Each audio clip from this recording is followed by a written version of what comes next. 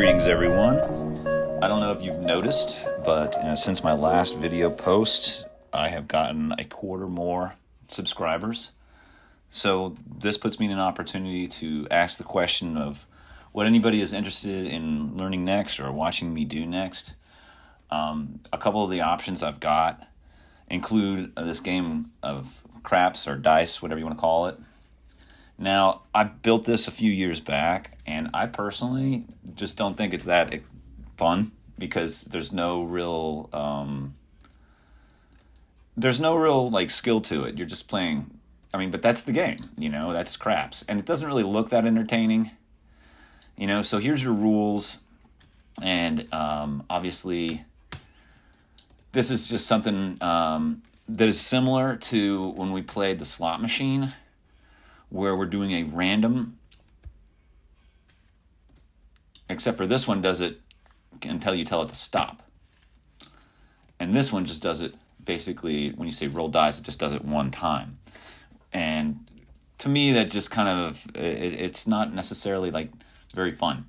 I think what I'm going to do is probably hit roll dice and have it basically change multiple times really fast, like the slot machine, and then when you say stop rolling dice, and then it'll stop. That way you kind of get a little more interaction as to maybe you have at least you feel like you have some control over what the dice is going to be. So, let's just walk through the code here and see what I've done. Like I said, it's been about 4 years since I wrote this, so bear with me. It looks like here I'm basically setting up my money and getting everything set for 0. And here I'm determining whether it's going to be a win or a lose when someone rolls. And if it's a win, I need to do some color coordinating, and I need to actually change their bet amount. And same thing with the lose; their money has to go down here, and then we save it.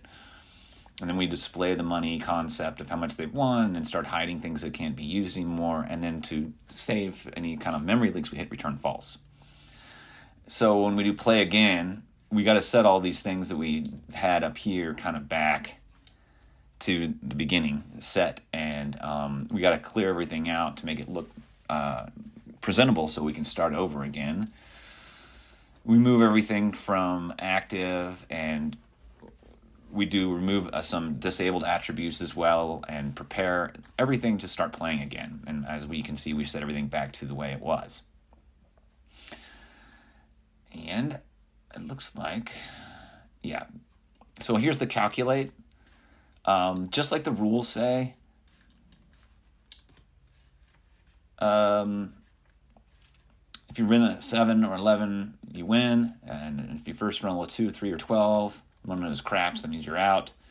Any other number becomes a point, and so you got to roll. You must roll that again before a 7 to win. So here we go. I'll bet, and let's go ahead. And my point number is 6. Roll again. 10. I rolled a 7, so I'm out. Okay, go back to the code. So, all right, so we get the total from the dice, and we basically tell it what we just said, and then we said it's either a win or a lose, and then we go accordingly to that function reset.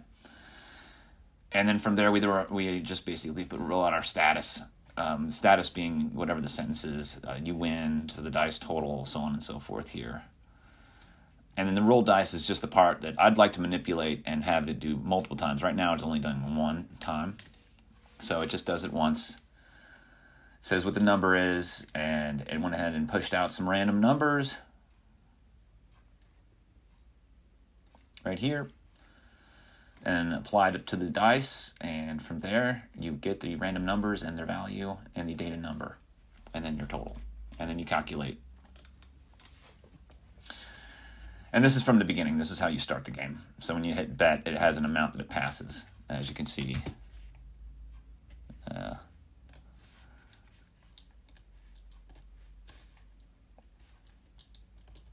here. So it passes along this number. and then you can see what we're betting. Okay, so let me go ahead and turn this. Let me see, where is it? Yeah, the roll dice part, I just want to have it just run automatically. And then you have to stop it. So I'll basically be turning it into what you see for my slot machine. And we'll go ahead and get that done. Okay, let's set intervals so we can randomize the dice similar to the craps game. I'm going to go ahead and make a variable named random and just call it null for starters. And coincidentally, when I want to make it random, or when I want to randomize, this null will ultimately be the function get random, and then we'll swap it to null back and forth for toggle on, toggle off. And as you can see, I already have it built doing it one time when you roll the dice initially. It only did it once though, and I want to have it do it multiple times. So basically this is the meat of the product here. I just need to make a function called get random, and then I'll kind of encapsulate the functionality that will perpetuate until I've told it to stop. And I'm going to let it know, hey, if random is not null, meaning it's truthy, anything but null, let's take this meat of this JavaScript that makes everything run. It's only a little bit of this, actually. I'm just going to take a little piece out. For the most part, I only need the stuff that's making it change. The stuff that writes it, not necessary. So I'll put that back here in a sec. So here we go. We also need a button so that when that thing wants to stop, we know to stop it. So I'm going to copy the roll dice functionality. So when it says it'll pass the true and then it'll pass false when I want it to stop.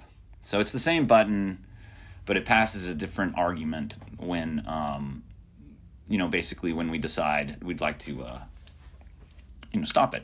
And I also need to basically name this something else. I start off using name, which would work fine. However, I did change it back to ID here shortly so that I didn't have to mess around with a lot of the functionality. I'd have to change everything in JavaScript back here to, instead of say get element by ID, I would have to go by a query selector. So that's why I eventually switched it back to the ID. As you can see here, I would have to do this everywhere, and it would be a pain. And this is around the time I changed my mind back to what I had. But once I get through this part, we can get back on track. Yeah. So back on track. I just got to name the other one something else. And then get these back to ID.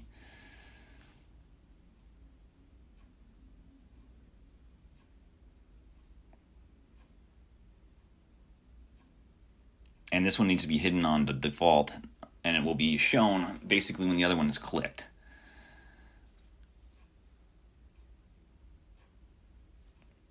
And let's put these back to ID.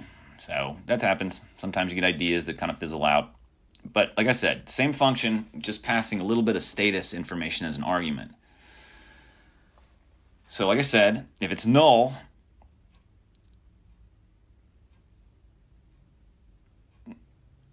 then we stop the thing, and if it's not null, then we go ahead and equal random does not equal null anymore. It equals the set interval get random, and we're gonna go at a 1/100th of a millisecond. So it's basically like 1/10 of a second or something like that. Yeah, and I actually have this sped up pretty fast so that I don't look like a really slow developer because I type kind of slow. So technically, it doesn't go that fast, but it's tough to tell considering I've sped up my typing to make it legible and make it easy to follow as I narrate. So anyway, I'm going to go ahead and spice this up and let you know that when these buttons are selected, when you want to start hiding, when you want to start rolling the dice, that button needs to go away. And then the stop roll button needs to show up, and then vice versa. So I'm going to do that here based on the status argument being passed through in the function. Here we go. And I literally, as you can see, I can't stop it now, so I have screwed that up. So we'll go through and go ahead and we'll do a little fixing of what I've done here so that we have a stop roll. That's option here. And we're still missing the button to fix this, so they're both hidden now. I need to fix that. Yeah. So just hunt them all down and look and see where our problem is. It's usually something simple. There we go. Yeah. So now we can stop it. Now we can roll it. Now our game's running again. So we can't have both of those images showing. Unfortunately, the roll dice button needs to go away during the game, when the game's over. And so what I'm going to do is just kind of do a, hey, is this item basically around? Because if so, like, I can't have this other button here. So basically what this does, it's going to be an object if it's truthy, or it'll be null if that hide and play again ID doesn't exist. And that will be the determination. So if it's an object, then we will remove the hide from the roll button, and so on and so forth. Let's try this again. And as it looks like it crapped out, the roll dice. Sweet. So let's keep on playing. Looks like we're doing well. Okay, great. So if you want to actually understand how the sprites work, the image of the dice, I recommend going and looking at my slot machine. My slot machine has a really good walkthrough of how you work with the sprite images. It'll be one image with multiple images on it, and then you tell it, kind of like the game Battleship, where you tell it, I need to get this section of that picture right here based on, if I call this class, it'll just be this section. And it's called a sprite, a little section of a picture. So I recommend going and looking at that tutorial. I'll put the link down below. If you want to know a little bit about how I'm changing the images out and how they allocate value to the game. Because they're all assigned a value, obviously, too, based on what number they show. And so, that being the case, it's rather easy, very CSS heavy, so if you're into that. But this is ultimately the game I've had around for a while, and hopefully me being able to allow the user to stop and start the dice when they see fit gives it a little more edge as to when they feel like, hey, I feel like I might have a little more control over my win here. And I hope you guys enjoy it. And if you want to download this and play with it and change the speed, this is how you do it. Right here I have it at 200 milliseconds. And like I said, I have this video sped up. So just to let you know, it's not going to look the same, but I'm going to put it to 150. And as you can see now, I'm going to probably leave it here. So you have a little more kind of, I'll stop it now or I'll stop it next. And it makes it a little more competitive for the game.